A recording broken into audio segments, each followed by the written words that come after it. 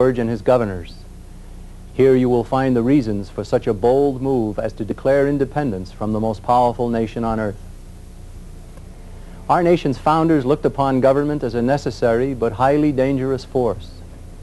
George Washington reflected the thinking of those times very well when he said, "Government is not reason, it is not eloquence, it is force. Like fire, it is a dangerous servant and a fearful master." Thomas Jefferson cautioned against relying even on public spirit and well-intentioned men. He urged his countrymen not to rely on confidence in men because it was the parent of despotism. He summed up his own sentiment by stating, "In questions of power, then, let no more be said of confidence in man, but bind him down from mischief by the chains of the Constitution." When the founders wrote the Constitution, their purpose was not to make government the arbiter of men's affairs or the distributors of wealth or an efficient controller of man's energies. They wanted nothing more from government than protection of their rights. The federal government they created was to have few powers, and all were to be specifically defined. Then they wisely separated those powers by forming the legislative, executive, and judicial branches. And they built a system of checks and balances to ensure that no branch of government could ever act tyrannically. Especially determined were they to separate the three branches of government to keep any government official or agency from possessing the powers of lawmaker, law enforcer, and judge all at one time. Consider the following attitude about the importance of separating these powers given by an early Virginia patriot named John Dawson. That the legislative, executive, and judicial powers should be separate and distinct in all free governments is a political fact so well established that I presume I shall not be thought arrogant when I affirm that no country ever did or ever can long remain free where they are blended. James Madison, rightly named the father of the Constitution, was even more emphatic about this need. He stated, "The accumulation of all powers, legislative, executive, and judiciary in the same hands may justly be pronounced the very definition of tyranny." Thomas Jefferson said of the importance of keeping these powers separate, "The want of it has been the source of more evil than we have ever experienced from any other source." It is precisely the accumulation of these three powers that has made many of today's federal regulatory agencies so oppressive. Businessmen who have felt the sting of the executive branch's Occupational Safety and Health Administration, OSHA, know that this agency has been given the power to create and enforce its own rules with fines and other penalties, and then to have administrative law judges, also representatives of the same executive branch of government, hear any appeal. This same kind of power is possessed by the Internal Revenue Service and a host of other federal agencies. It is exactly the type of government oppression that our founding fathers were so determined to prevent. And so the Constitution established three separate branches, legislative, executive, and judicial.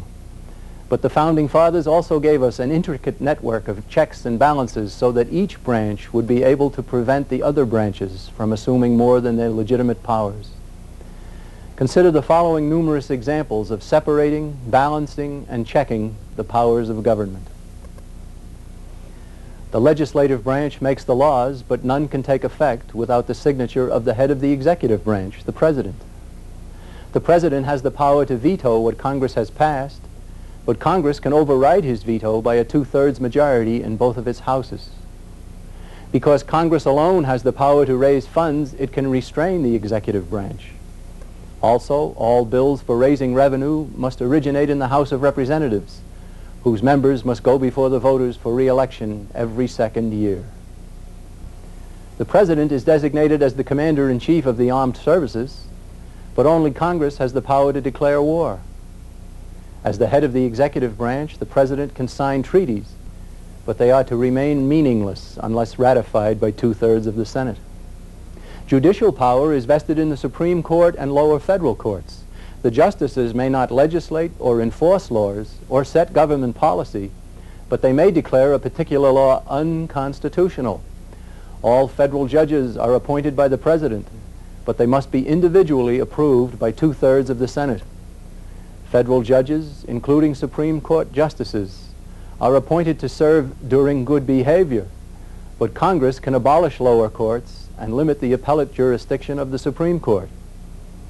And the Congress may remove any federal judge from his post through impeachment. Yes, the powers of government were separated, checked, and balanced very capably. In his farewell address to the American people, George Washington stressed the importance of keeping the powers of government separate. And he urged those who held office to confine themselves within their respective constitutional spheres, avoiding the exercise of the powers of one department to encroach upon another. The spirit of encroachment tends to consolidate the powers of all the departments in one, and thus to create, whatever the form of government, a real despotism. But while there was overwhelming agreement amongst our founding fathers about the need to keep the various powers of government separated, this important feature of a just government has been eroded to a frightening degree and is under frontal attack today. In their zeal to have our government solve all problems, regulate men's affairs, build power for themselves, and turn our nation's sovereignty over to international authority, influential voices can be heard to condemn the doctrine of separation of powers. Williams College professor James McGregor Burns is such a zealot. In his 1984 book, The Power to Lead, he boldly showed his hand with the following attack on the practice of separating the powers of government. Let us face reality. The framers have simply been too shrewd for us. They have outwitted us. They have designed separate institutions that cannot be unified by mechanical linkages, frail bridges, tinkering. If we are to turn the founders upside down, to put together what they put asunder, we must directly confront the constitutional structure they erected. What Professor Burns has called for is what John Dawson said would be the end of freedom, what James Madison called the very definition of tyranny, and what Thomas Jefferson characterized as evil.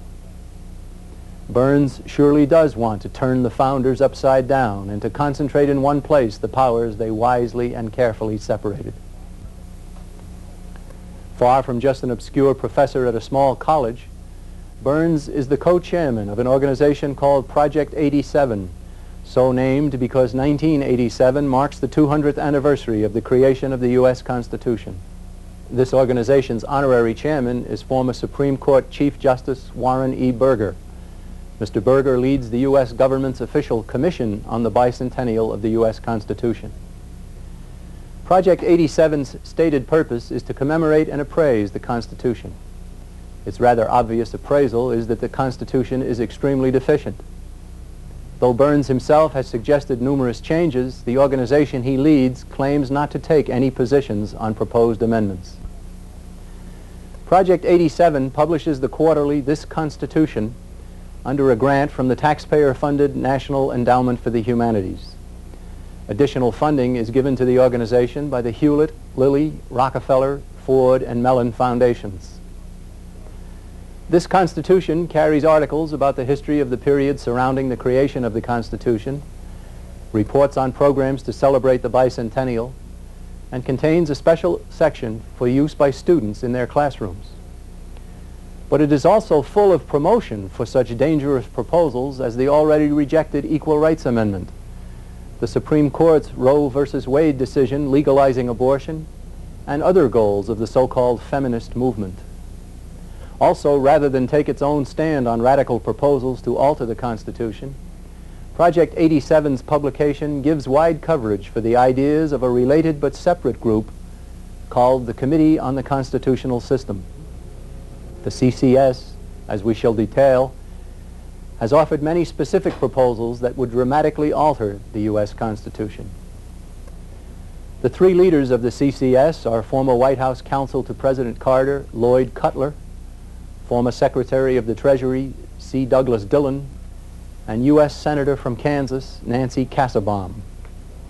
As far back as 1980, Lloyd Cutler authored the article To Form a Government in Foreign Affairs magazine, the journal of the World Government Promoting Council on Foreign Relations. His attitudes on that occasion have not changed. Prominent among those who served